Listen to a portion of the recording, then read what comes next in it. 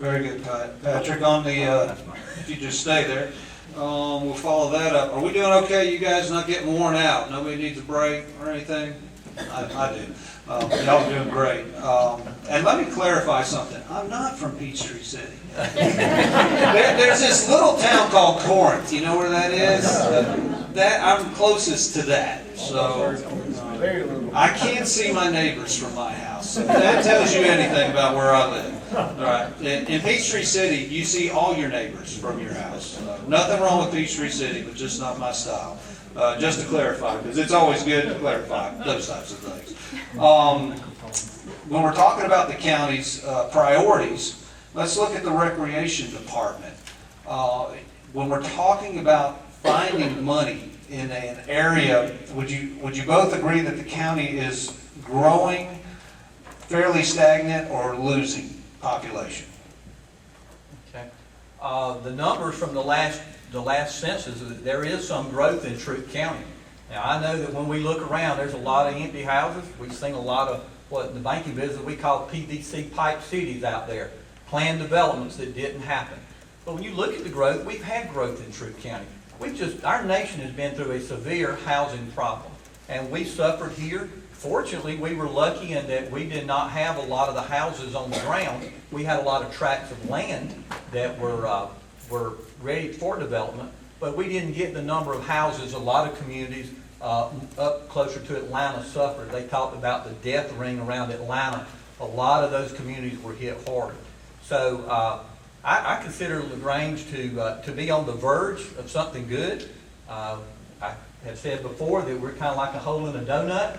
We've got Newnan to our north, we've got Columbus to our south, and Auburn over kind of to our southwest. And we're just sitting in a very, very good place.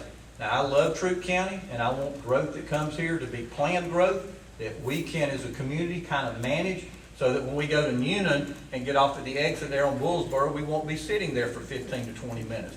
So I want there to be good growth in Troup County, but I feel very good about the potential in the future for Troup County. I think Parks and Recs is one of the great assets here because of all the great outdoor activity areas we have here. It brings in a lot of people here. They come in to play ball and they stay in hotels and they eat in restaurants. So that's good for our town. That's very good for our town.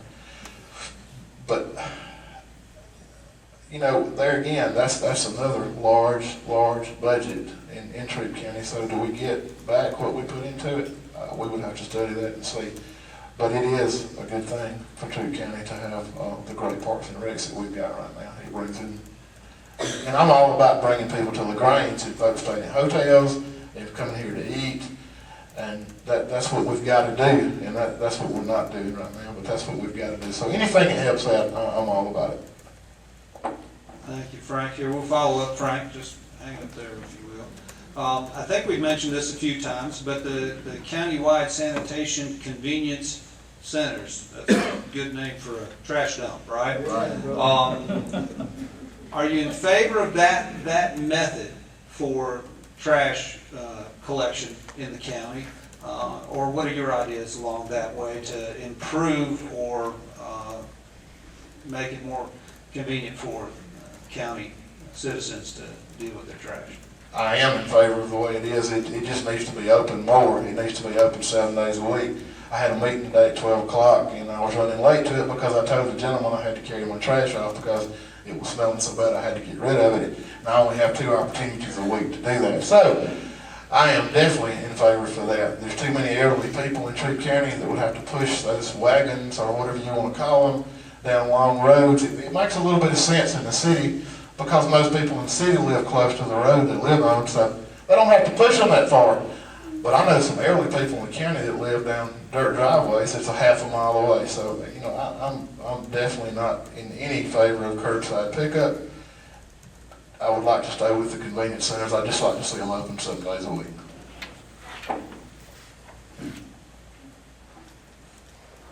As I mentioned, the property that I have in North Georgia, you know, there are different ways to look at running your trash collection.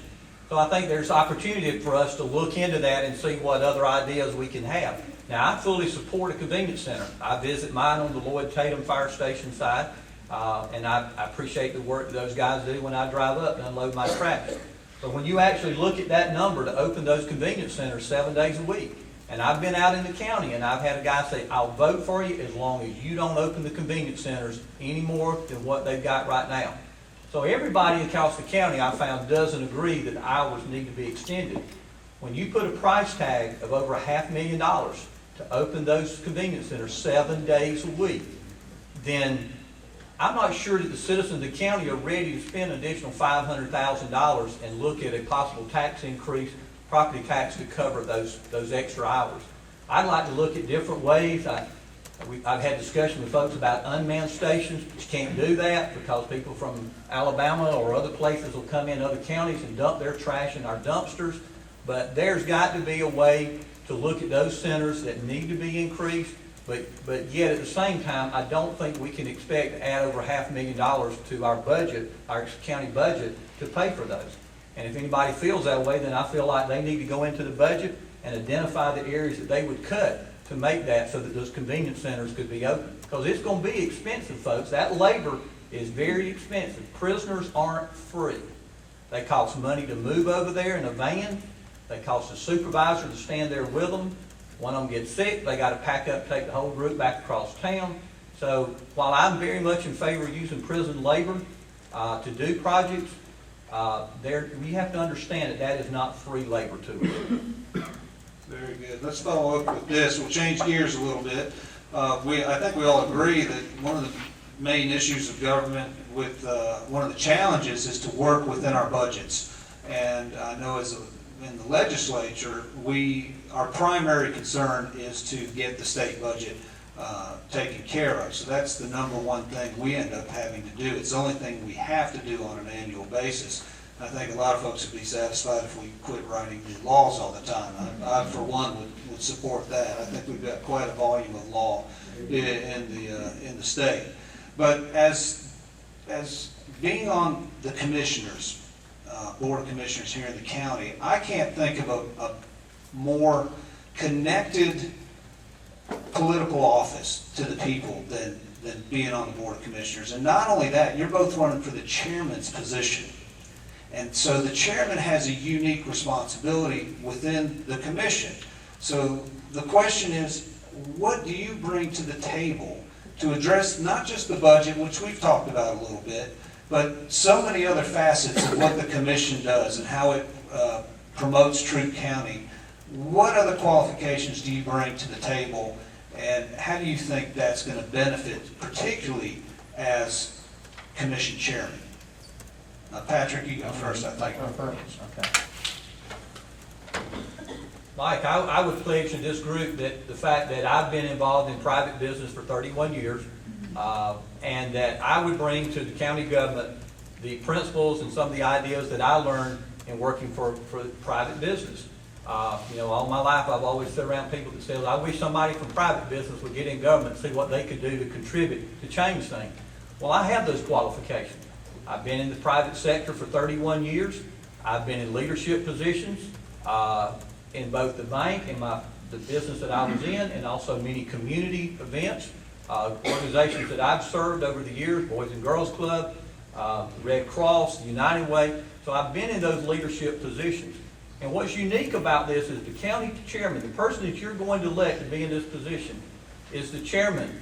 He does not introduce legislation. He does not second. He can vote in case of a tie, but his job is to work with those other 4 commissioners that represent all of y'all across this great county that we've got, this great community. And his role is to work with that group to bring about change. If you can't count to 3, you won't be able to get anything done in Troup County. And people need to understand that in your district, your commissioner represents you. He's the person that gets things on the table in front of the rest of the group. The chairman's job, I'm not running for the county manager's position. We have a form of government where we have a county manager. His job is the day-to-day operations of the county. I'm running for the leadership position, the chairman position. It would be that person's responsibility, and hopefully that's me, to set the visions for Troup County, to give leadership, to be the salesperson when you're meeting with an industrial prospect, when you're addressing the Chamber of Commerce at their annual meeting, that's the position that I want to be in. And I think my qualifications in private business gives me a unique way of looking at government, a fresh approach to it. I haven't been a part of that system, so I can bring my fresh ideas to government. Thank you.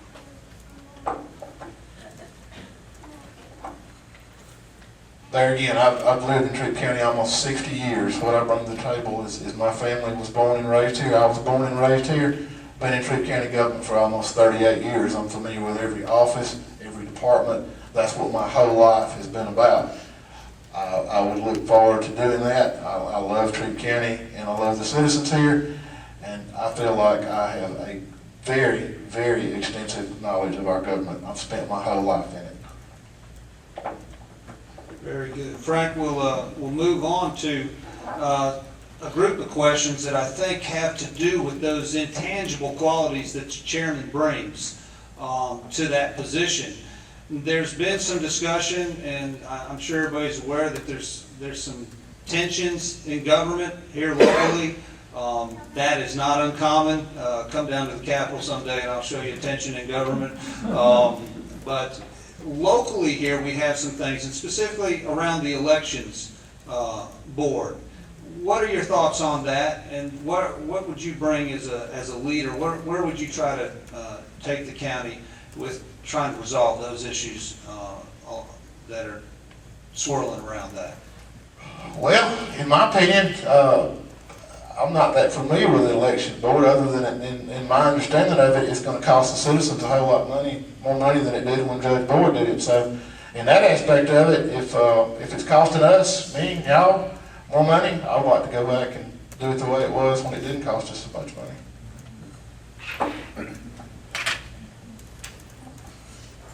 Mike, for me, I am very familiar that we have an elections board here in Troup County.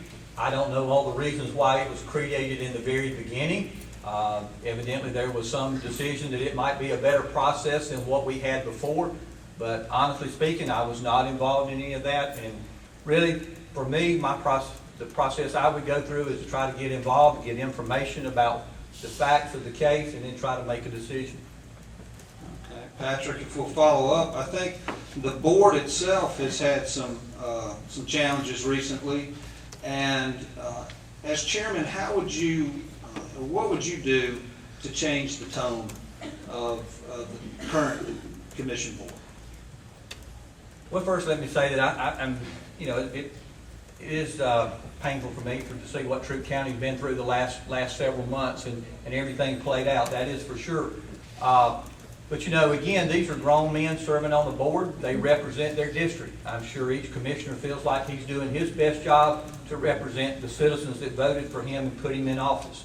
As far as for me, you've got to work with those guys. As I said earlier, you got to be able to count to 3.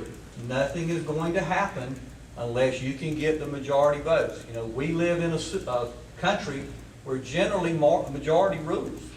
And whether we like it or not, that's the way it kind of works at the House and the Senate, and state representatives. The majority, they take a vote. And so my job would be as chairman to try to sit between those gentlemen and to make sure that we can get together and address the facts of the issues that are before us. But it's going to be a challenge to bring us back around. But I have always tried to work in the middle and try to get folks to a central line so you can make decisions. And what's bad about it, a lot of people say, well, that means you're giving up on your principles. No, it's not. It just means that if you're going to get anything accomplished, you're going to have to work with the other side. I tell folks all the time, it happens with my wife and kids when we go out to eat. They want to go here, I want to go there. And we have to come to a decision. Now, I might give in this time, but maybe next time I win if I'm lucky. So, it happens. I've been involved in church all my life. It takes, in the church, you come up with divisions, and you've got to work together for the good. And if you don't get there, everybody doesn't give a little bit to get in the middle, then things will not happen.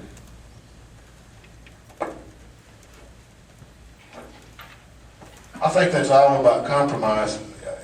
We've had so many, over the years, heated discussions at the sheriff's office between captains, majors, me, the chief deputy, lieutenant, sergeants, but we always had those heated discussions behind closed doors. when we came out, before our 120 employees, we came out as one unit, like a family, and we were always together. And that's what you got. That's what you got to portray. I don't care what you think of each other or what you disagree on or agree on. You've got to come out to the public and to the surrounding areas, and the United States for that matter. And I'm surprised we haven't been there. You've got to come out and be together as a unit, you know. And that's what I would portray to do, is get everyone. If you want to disagree or agree, have a meeting behind a door somewhere. But when you come out to talk to the public, you don't need to have a heated, loud discussion where surrounding people and surrounding cities can see that. And what we, like I said earlier, there's been a large industry in LaGrange looking at coming here and employing 3,000 people. And I just pray that they still come. All right, Frank, along those lines, you know, Troup County is set up, I think was mentioned earlier, we have a county manager that operates the county. Do you support that concept? And if not, what would you support for the operations of the county? County manager here, that system works well. You have to have someone there on a daily basis that works from, 8 to 5 and runs things. So it's just like the president of a corporation or the boss of a plant or the boss of a construction crew. Someone has to be there to do that. So yeah, I support that.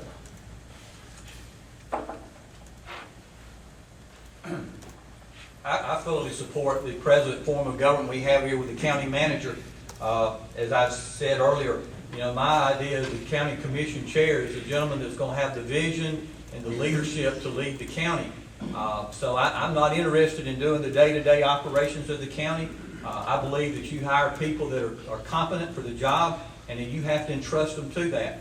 Will there be times that you have to sit down and discuss that? Absolutely. If you've ever been in a leadership position, you know that you're going to have people from time to time that you have to call in and talk to. But my job, the comments have been made, well, do you have the time to run this job because you have a full-time job? Well, let me say to y'all, when I first made my decision to run for county manager, county commission chairman, I got my priorities in order. I went to my wife first and said, darling, I got this idea and I think I'd like to run for public office. After I made this call, I went and talked to my boss and I said, listen, I have this opportunity. They were very excited about it, didn't ask me any questions. They think that's fine.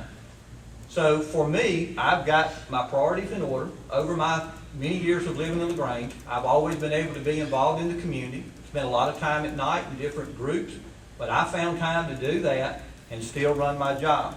I have a job that allows me to be very flexible.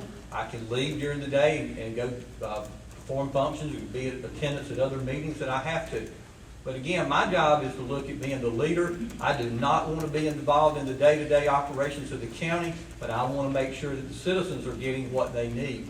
And my idea is to spend more time listening to y'all to understand what you want in your government. Well, Patrick, yeah, if you hold right there, you brought up one of the other questions that was submitted. And the question is, can a person with a full-time job be effective in serving in government? I would say absolutely. Any other answer would make me look bad, wouldn't it? No, I mean, again, I do believe that you can because, like I said, I have the permission from my work.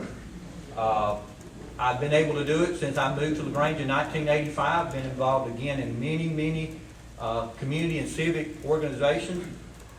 Being involved in the chamber, again, the Boys and Girls Club, things like that I've been involved in.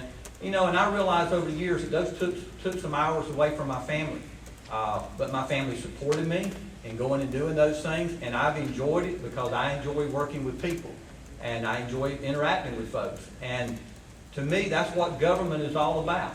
The skills that I've learned in the private sector, having been in leadership roles before, are going to allow me to do that. And so I don't feel any pressure whatsoever. I mean, I had conversations with other politicians up front to make sure that I understood exactly what I was getting myself into before I did this. So I feel very comfortable that I can. Frank, what are your thoughts on that? My thoughts are I miss serving the people. I did it for 37 years, and that's what I want to do again.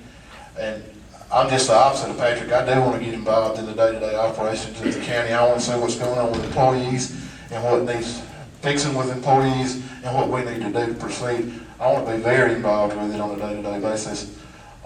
I have the time to do that, and that's why I want to do this job. I have the time to do it. And just for clarity, you know, as state legislators, we're part-timers. I have a full-time job. I got out of a ditch this afternoon to come down here and do this, so I appreciate the opportunity. They'd have kept me working there in the mud for another 3 or 4 hours if I didn't have this to do.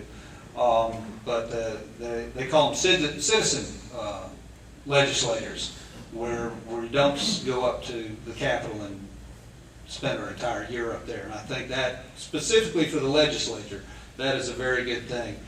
Frank, there's a question. We'll go switch gears on this. Talk about education just a little bit. The new project, the THINK acronym. Are you familiar with that? The College and Career Academy that we're looking at here in Troop. What's your ideas about that, and how do you think that'll impact the community? Is that the one that hasn't started yet? My understanding, it's in process. Correct? Waiting for some state funding or something of that nature? Well, we have one that has, but I wanted to make sure it was the one that hasn't. I think that'd be a wonderful idea. Anytime we can point our children and our young people toward getting an education and getting a good job, that's a great thing. So anytime we can do something with kids. My job was in law enforcement, and that's what law enforcement's got to do to get kids out of the drug problem here in Troop County. You got to educate your kids. If you educate your kids, they won't do drugs. So, yeah, I would be in favor of that. Patrick, what are your thoughts?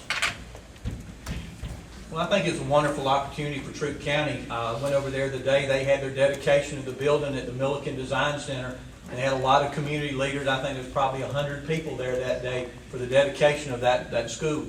I think it's going to be an opportunity for us to train our children to match the job skills that our local industry and businesses are wanting here in Troop County. So this problem we talked about earlier, that a lot of our local citizens weren't getting hired at Kia, this is going to give us an opportunity to train our kids for jobs at Kia, the hospital, Caterpillar, Interface, because the school is designed to go to the different industries, not just Kia, the automobile industry, but to go to the many different industries that we have here in Troop County, find out what their needs are, what the new potential hirees they need, what skill set they need to have to come to work there. And we're going to be able to match those skills up for them. So I think it's a wonderful opportunity for Troop County. I give credit to our leaders that had the vision to approach Milliken and take a building that was empty and turn it into a school that can be used for many years to train our children. So I think it's a wonderful idea for Troop County. Okay, and I'll add one question of my own. I think we've covered pretty much everything, and then y'all did such an excellent job of being to the point that maybe could we open it up for just a couple? I know you swung the format, but there might be a question. Some people might have an opportunity. If you guys are open to that, we take maybe 10 minutes and do that, if that's okay, Mr. Chairman. You know, folks show up and give their time, and they may not have had the opportunity to do this. But for me, what one thing, if you could do one thing, what would you like to accomplish if you were successful and got elected to the chairman? I think for me, as I mentioned earlier, I want to hear from the people. I had a friend of mine, I told this at one of the earlier meetings, had a friend of mine came to me, and there's a city over in Alabama that has a wonderful survey on their website. And they allow their citizens to go out. It's about a 3-page survey, and they let them tell what they feel about their local government, their education, transportation, in many different areas. And so to me, that is a way to get feedback from the citizens. You know, as I go around the county, as I mentioned, one gentleman, he doesn't want to see the convenience center open any more hours. Then you hear folks that say we need to open them more. Well, I mean, you know, when you represent 80,000 people, you're going to get a lot of different opinions. And you're going to have to listen to those, and then as a leader, you're going to have to make decisions that's not always going to be well liked by everybody in the community.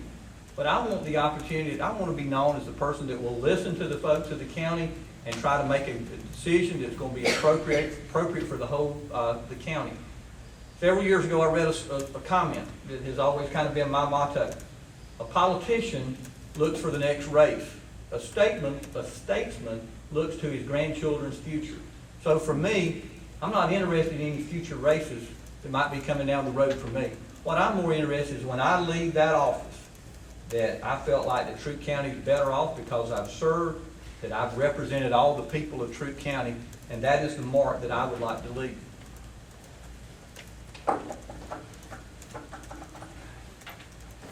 I would like to leave that I have turned West Point Lake around and brought millions of people and many new businesses into LaGrange for the plan I have with West Point Lake. But I don't want to talk about that a whole lot right now because I'm going to use that part of my closing, so. Very good, thank you, Frank. If we will, we'll take does anybody got a question? Raise your hand if you have one. And this isn't where you get to make a statement. This isn't a speech. It needs to be a specific question. If anybody has one, all right, we've got two. We'll just do the two that went up early. No one else. So like I said, if you start making a statement, I'm going to yank the microphone. So just ask the question.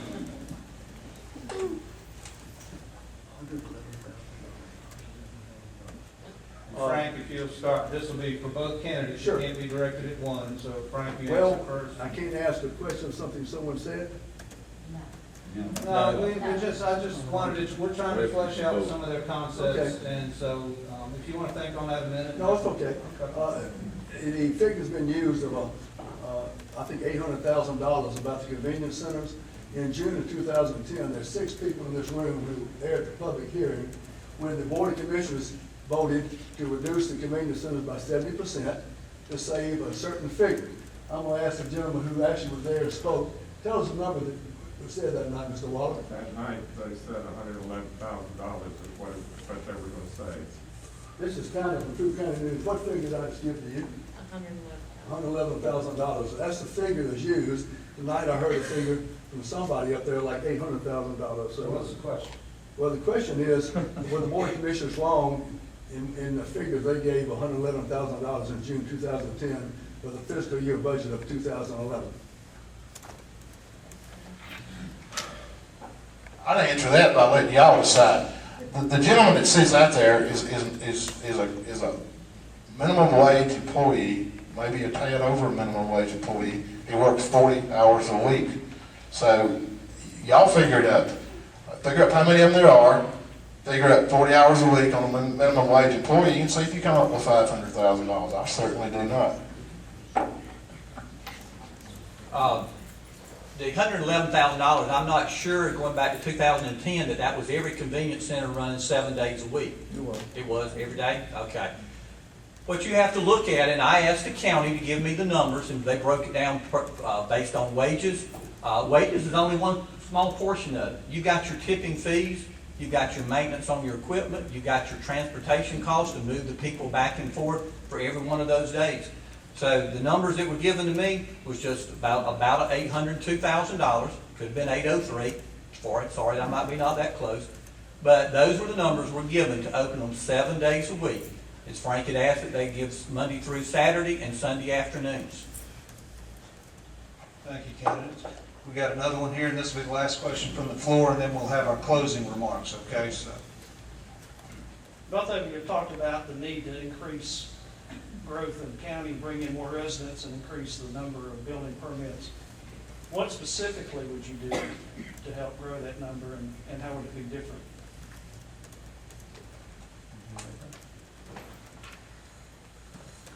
Well, Dave, I think that's an interesting question because you got to go back to, does the rooftops come first or do the businesses come first?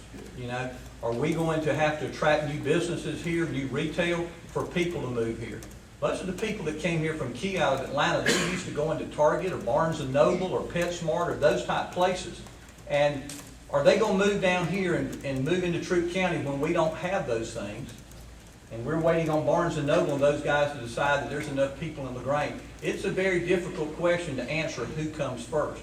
I think we've got the creative minds in this community to get people together and work on ideas to attract those businesses and people to LaGrange. Our Chamber of Commerce, for example, has been focusing on retail development for the last couple of years. They've been going to a national retail show where we've been advised that we needed to be there because that's where the brokers are that decide where Barnes and Noble, PetSmart, people like that, stores that we want in LaGrange, you've got to be there and meet with those brokers. And you've got to convince them that while LaGrange is a great place, they're going to look at demographics, locations of places, education. They're going to look at all those factors. And the broker is going to say to Target, here's a great little community down just 60 miles, 55 miles south of Atlanta Airport that you need to look at building a store.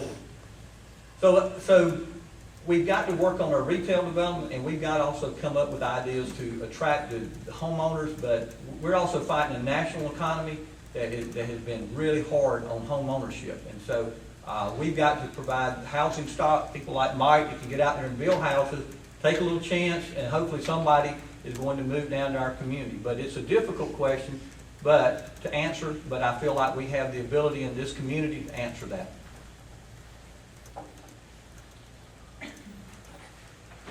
I feel like the greatest resource we got to get people to live in LaGrange is West Point Lake. I mean, it is our largest untapped resource. If we can get this lake headed in the right direction, our town will boom. I can show you many towns that have boomed. Lake Gunnersville, Scottsboro, Alabama, Gunnersville, Alabama, Chickamauga, Tennessee, they have boomed. I mean, they have exploded because of their lake. And people will come live somewhere because of a lake. I was talking to a gentleman out at the Rock Unders tournament this past weekend, lives in Stone Mountain, Georgia. I was talking to his wife, he's fixing to retire. He said, I'd like to come down here and live in LaGrange, but there's just not that many fish in this lake. So we could get a lot of people to come down here and live if we exploit the greatest thing we got going for us, which is that lake.